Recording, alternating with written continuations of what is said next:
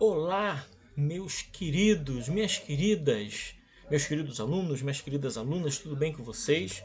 Aqui é o professor Maxwell, né? Hoje estou deixando essa aula gravada que eu tive que resolver um problema. Hoje não vai dar para eu ministrar a aula para vocês, mas eu estou repondo através desse vídeo, certo? Sobre a atividade número 15.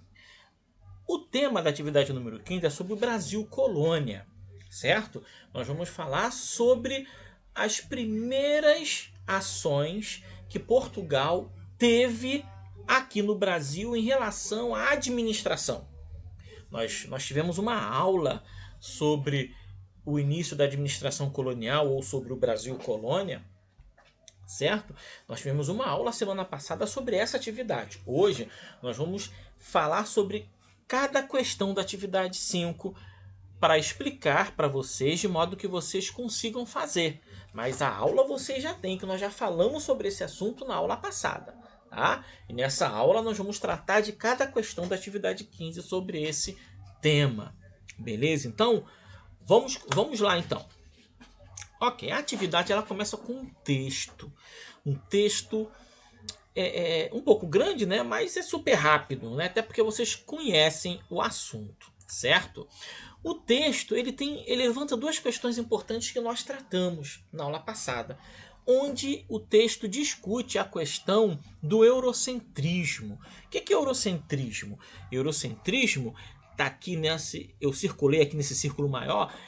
Eurocêntrico é uma história contada somente pelo ponto de vista dos europeus. O eurocentrismo é uma perspectiva europeia sobre qualquer assunto, né? E o assunto do Brasil para os europeus entendem, especificamente no caso do Brasil os portugueses, que Portugal descobriu o Brasil. Essa é uma visão eurocêntrica, certo? É uma visão da opinião deles em relação à nossa história, né? Eles se veem superior que a gente, né? Superiores a gente, né? Então eles têm um entendimento que eles descobriram o Brasil, mas nós hoje, principalmente os historiadores da atualidade, entendem que nós não fomos descobertos coisíssima nenhuma, nós fomos invadidos, porque já haviam aqui populações e enormes populações. Então o texto discute esse tema que nós já falamos sobre isso na aula passada. Certo? Agora vamos falar sobre o segundo texto, que fala sobre as primeiras atividades portuguesas aqui no Brasil, que foi de exploração. Mas eles vieram explorar o pau-brasil, né? Eu coloquei uma foto aqui dessa árvore, que hoje é muito escassa no Brasil, porque ela foi muito explorada durante muitos anos, né? Lá atrás, no período colonial. E atualmente nós temos poucas espécies de pau-brasil aqui em nosso território. Inclusive, o Brasil vai receber o nome de Brasil por causa dessa árvore, né, que era abundante na época da chegada dos europeus aqui no Brasil. Certo? Né? E vamos falar sobre uma atividade que era feita aqui. A primeira atividade exploratória dos portugueses aqui no Brasil foi a exploração do pau-brasil. E como acontecia? Acontecia através do escambo. Os portugueses vinham para o Brasil, certo? Traziam um monte de coisa, um monte de bugiganga, coisas que para os europeus eram muito baratas. Mas para os índios eles valorizavam muito porque não existia aqui no Brasil, né? Então acontecia o escambo. Os europeus, desculpem a minha cadela, né? Os europeus eles trocavam produtos europeus e recebiam em troca centenas de pau-brasil. Certo? Esse texto fala sobre isso, ok? Nós conversamos também que nesse processo, né, nessa primeira atividade exploratória que acontecia no Brasil, que foi a exploração do pau-brasil, o comércio através do escambo, que é a troca, acontecia onde? Nas feitorias, certo? Aconteciam nas feitorias, que eram pequenas fortificações que foram construídas ao longo da costa brasileira, que essas fortificações tinham dois objetivos, né?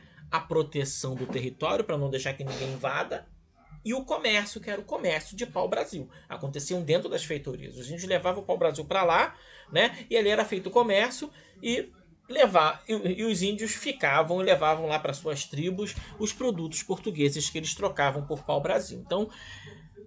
Então, professor, o senhor está me dizendo que a primeira forma de administrar o Brasil pelos portugueses foi através da instituição de feitorias? Foi, exatamente, certo?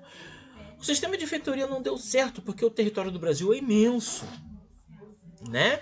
E o sistema de feitorias ele não foi efetivo, ele não teve muito sucesso, principalmente na questão de proteção do Brasil, certo? Então, qual foi a outra estratégia? As famosas capitanias hereditárias, onde o Brasil foi dividido em vários pedaços e cada pedaço entregue a um donatário, certo? Nós estudamos o que foi as capitanias hereditárias na aula de semana passada, né? Aí mostra o mapa, né? O Tratado de Tordesilhas, né? A linha imaginária que dividia parte de Portugal e parte da Espanha, e aqui são as capitanias hereditárias, né? Que nós estudamos na aula passada, certo? Vamos continuar. Bom, esse texto ainda fala sobre as capitanias hereditárias, né? Vai falar sobre as 15 faixas, né, que foi dividido o Brasil, né? Fala também sobre o capitão donatário, que eram as pessoas, né, que o rei escolhia para poder entregar cada pedaço, né? Esse capitão donatário era o responsável por administrar isso, certo? Em nome do rei, certo? A carta de doação, né, e carta foral, né, eram os documentos que o rei entregava para cada capitão donatário, que era o documento que assegurava a esse capitão administrar aquele território, né? Então, o professor só está dizendo que a carta de doação era o documento que o capitão donatário recebia para poder ter para poder explorar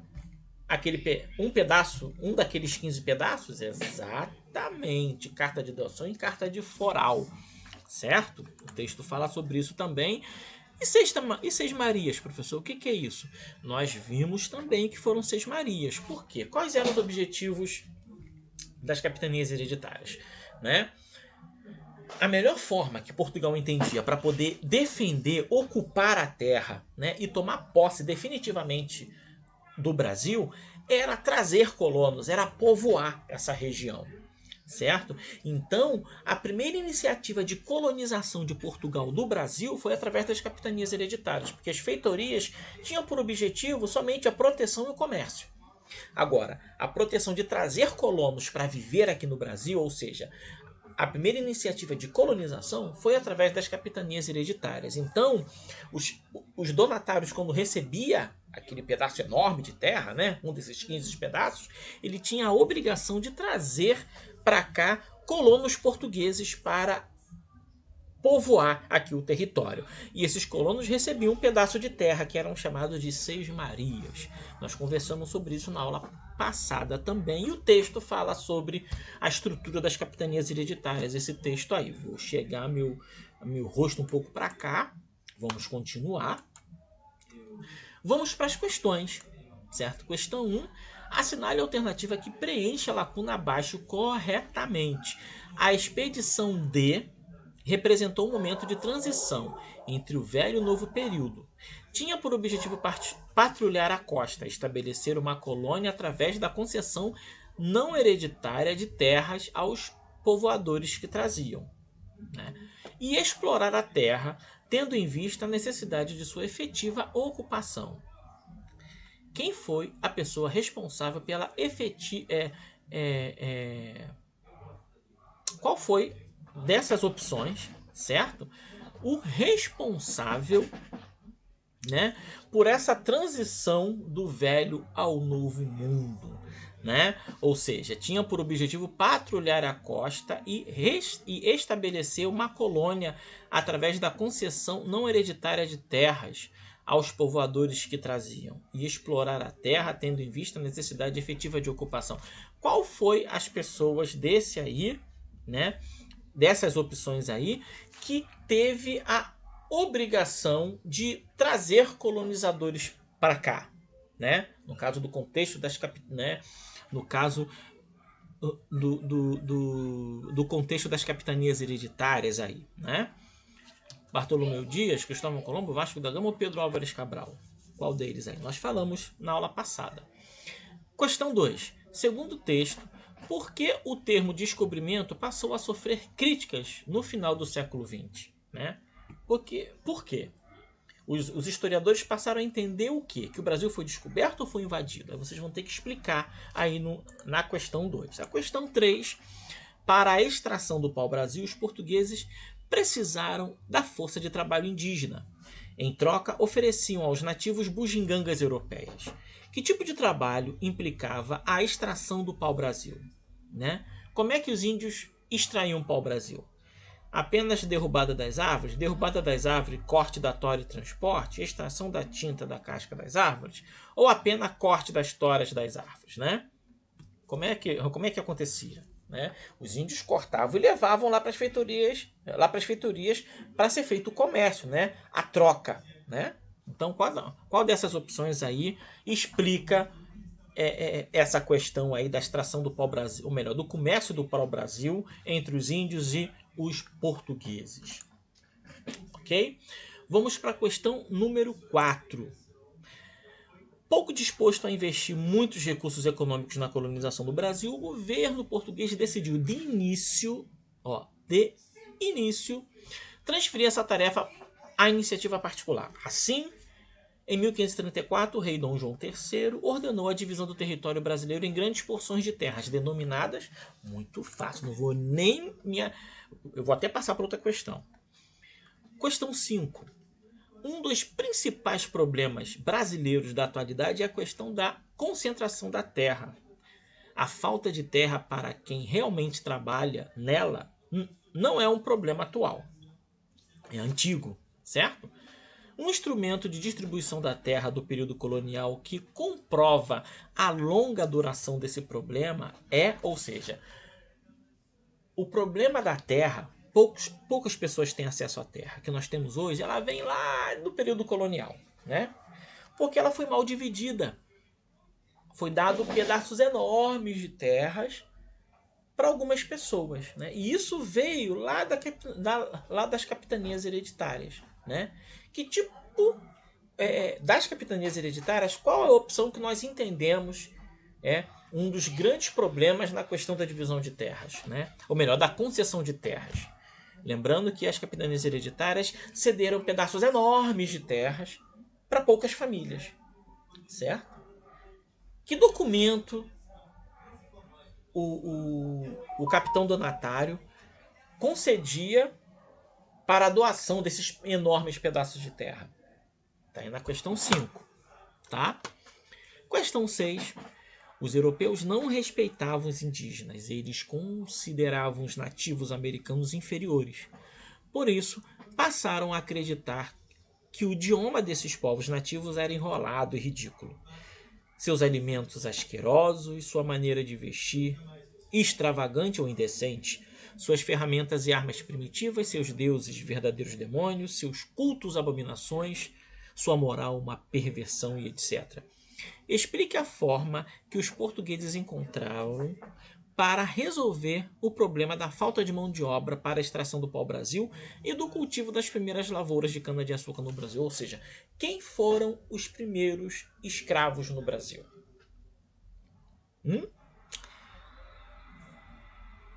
Quem foi?